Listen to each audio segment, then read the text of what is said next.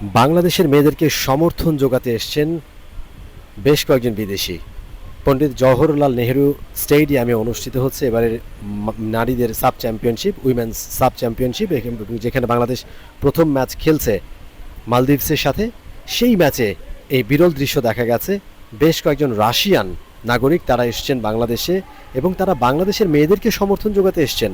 বাংলাদেশ লেখা একটা দারুণ টিফো নিয়ে তারা হাজির হয়ে গেছেন গ্যালারিতে, এবং তাদের যখন আমরা দেখলাম দেখে বেশ অবাক হলাম, এবং তাদেরকে আমরা যখন বললাম যে একটু সেটাকে দেখানো যাবে, এবং সাথে সাথে তারা সেই টিফো নিয়ে আমাদের সামনে চলে আসলেন এবং সেই টিফোটা দেখালেন যেখানে হার্ট চিহ্ন দিয়ে বাংলাদেশ লেখা, এবং চমৎকার একটা দৃশ্য। এবং আরও একবার তারা সেটা আমাদের দেখাচ্ছেন যে বাংলাদেশ লিখে তারা এসেছেন। আমরা জিজ্ঞেস করলাম যে আপনারা কোথা থেকে এসেছেন, তারা বলল যে আমরা রাশিয়ান, এবং রাশিয়ান বেশ কয়েকজন সমর্থক বাংলাদেশ দলকে সমর্থন যোগাচ্ছেন তারা গ্যালারি থেকে। নিশ্চয়ই দারুণ একটা দৃশ্য, সত্যিকার অর্থে ভালো লাগার মতো একটা দৃশ্য, এবং বাংলাদেশ দল ভালো খেলছে।